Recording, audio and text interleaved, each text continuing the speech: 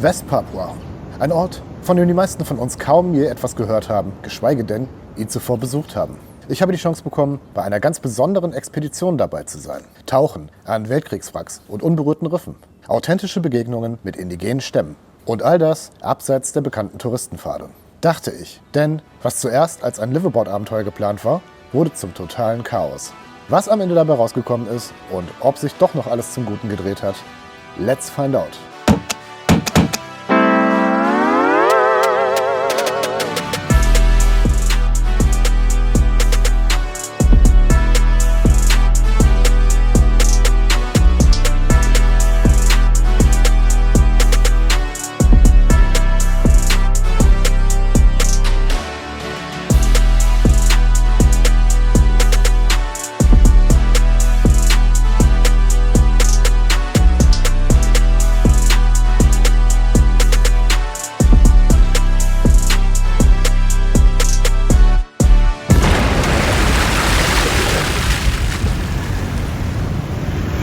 Hallo meine lieben Freunde, ich befinde mich hier in Manokwari, West-Papua.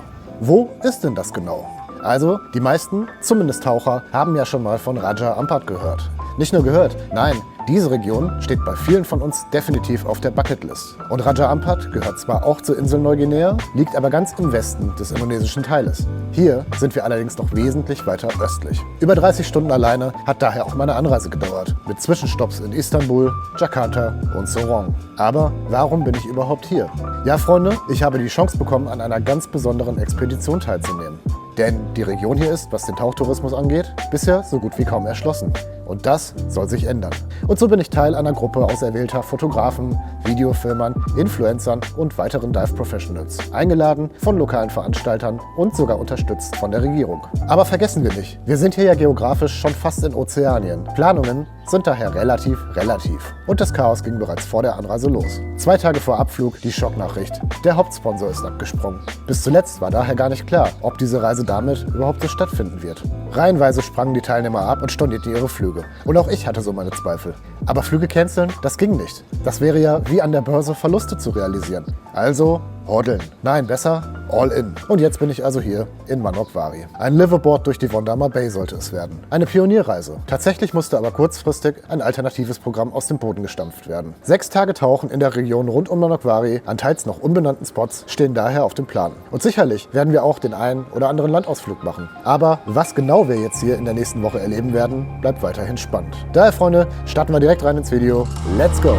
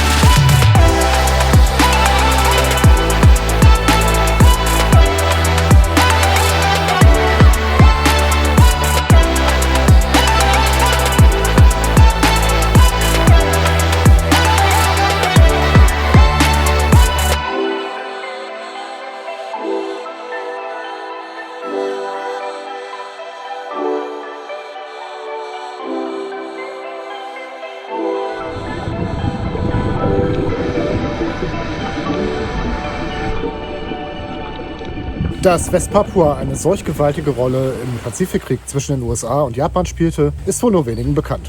Nachdem die Niederlande den Japanern als Antwort auf Pearl Harbor den Krieg erklärten, wurde die strategisch wichtige Nordküste der Insel 1942 von diesen besetzt. 1944 dann starteten die US-Streitkräfte eine Kampagne, um die Insel wieder von den Japanern zu befreien. Die Eroberung von Hollandia war mit 80.000 alliierten Truppen die größte amphibische Operation des Krieges im Südwestpazifik. Entsprechend viele Zeugnisse dieser Zeit findet man hier daher noch. Aber nicht nur Weltkriegswracks liegen hier vor der Küste.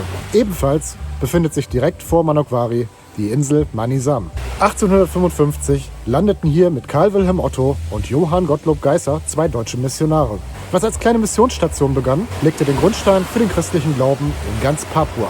Richtig gehört, Freunde, in Papua dominiert das Christentum.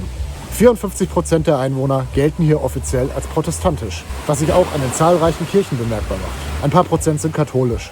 Dazu kommen vor allem aus Zentralindonesien eingewanderte Muslime und indigene Naturreligionen. Für viele indigene Papuas ist das Christentum Teil der Identität Papua zu sein, im Gegensatz zum indonesischen Staat, welcher als muslimisch-javanisch gesehen wird. Und so ist diese Region heute eine der ethisch und kulturell vielfältigsten Regionen Indonesiens, mit einer großen Spannweite an Völkern und Kulturen. Zum Beispiel dem Dorari-Stamm, welcher mittlerweile hier auf der Insel Manusam angesiedelt ist.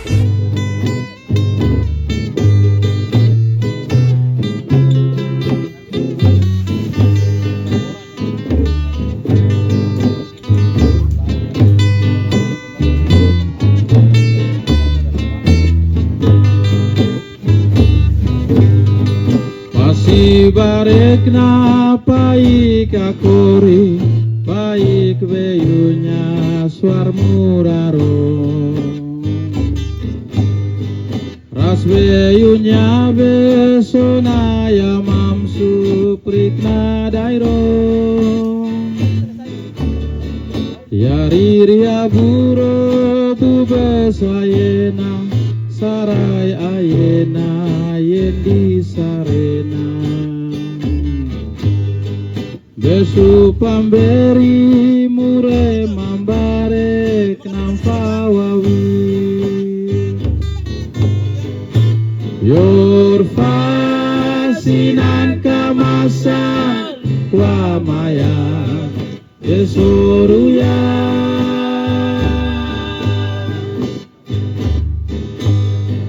Insaya sari yamis kabare sondui kabare. Insaya kaber asoya kaber bebu besbosen sapropayena. Yomaya ker yanapya mundo mobayena.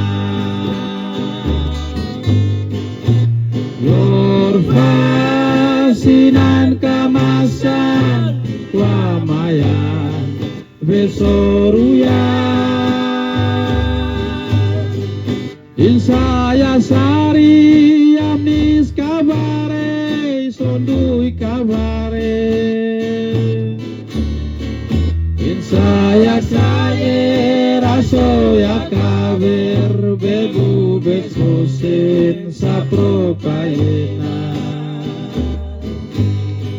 Yomaya ker yanapya mundo mobayena.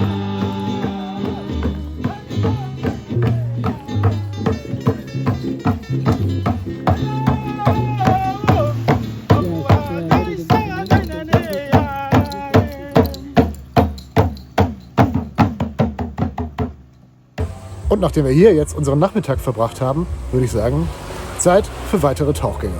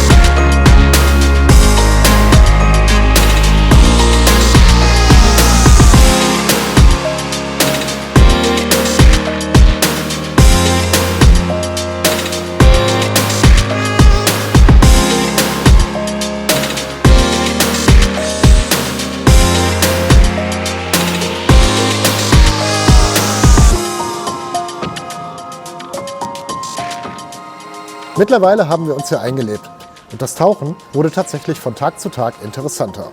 Nachdem alle Unsicherheiten auf Spur gebracht waren, kamen wir in einen gewissen Flow.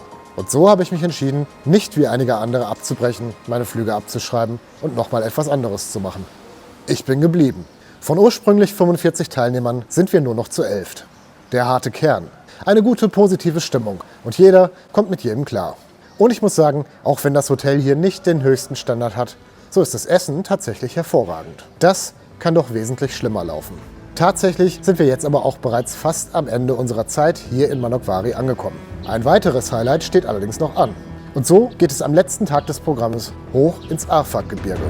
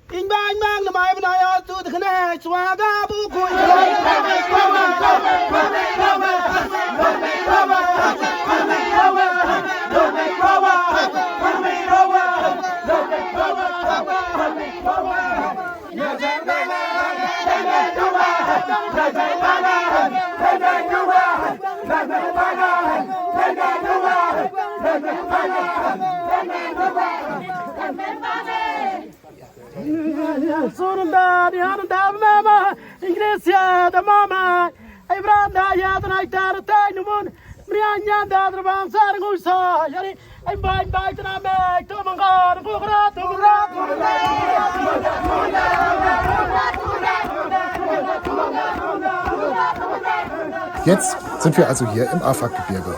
Circa 3 Stunden Fahrt von Manokwari ins Inland. Die Fahrt hierhin, wilde Natur, malerische Szenerie und bucklige Pisten. Denn ein gut ausgebautes Straßennetz, das gibt es hier in Westpapua außerhalb der Städte nicht.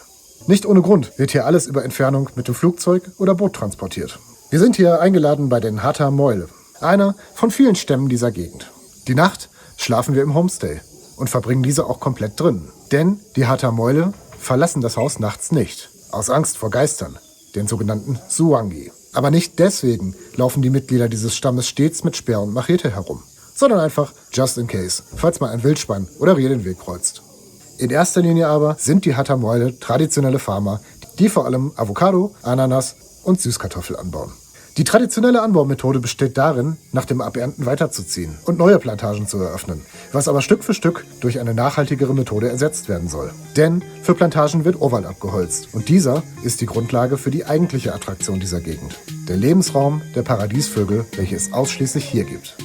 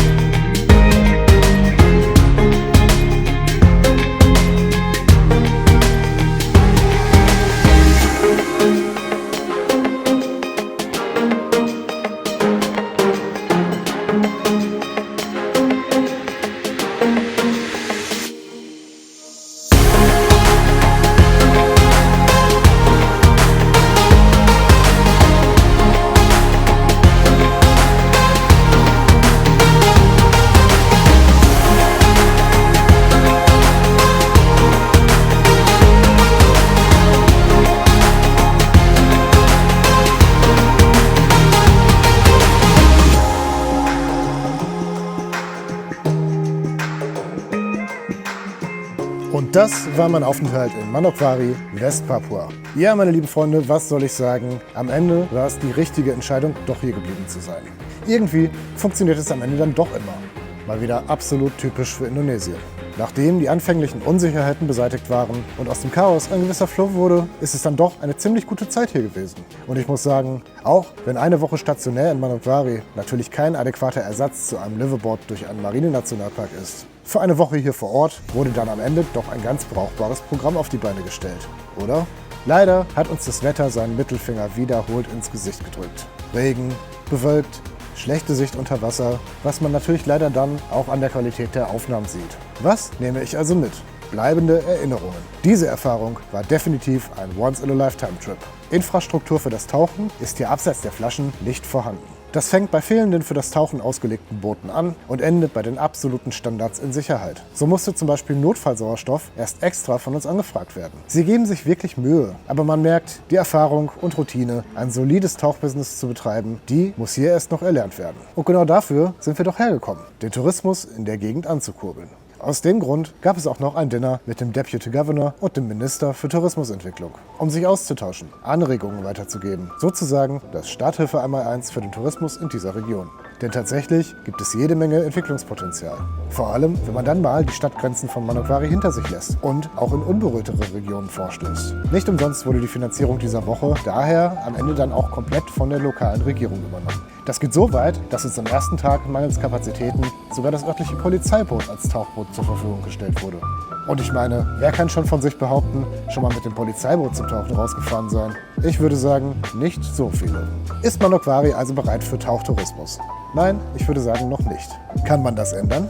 Mit Lernbereitschaft, Geduld und vor allem viel finanzieller Investitionen in die Tauchbranche in den nächsten Jahren tatsächlich ja. Und ich bin gespannt, welche Entwicklung, vor allem mit Förderung durch die offiziellen Stellen, das hier nehmen wird. Daher muss gesagt werden, dieses Abenteuer war tatsächlich eins. Das ist halt schon eine ganz andere Nummer, als einfach nach Bali zu fliegen. Das muss man schon wollen. Und definitiv auch Stressresistenz, Zeit und Flexibilität mitbringen. Denn wir sind hier in einem der abgelegensten und wildesten Teile dieses Landes. Mit entsprechenden, irgendwie auch zu erwartenden Komplikationen in Logistik, Organisation und der Notwendigkeit, eben auch einfach mal zu improvisieren. Also Freunde, das war's aus Westpapua. Wenn ihr die Entwicklung hier weiter verfolgen wollt, dann schaut doch einfach mal bei Alex und dem Ketapang Dive Center auf Instagram vorbei. Den Link findet ihr unten in der Videobeschreibung. Und wenn euch meine kleine Reportage hier gefallen hat, dann lasst gerne mal einen Daumen hoch da und einen netten Kommentar für den YouTube-Algorithmus.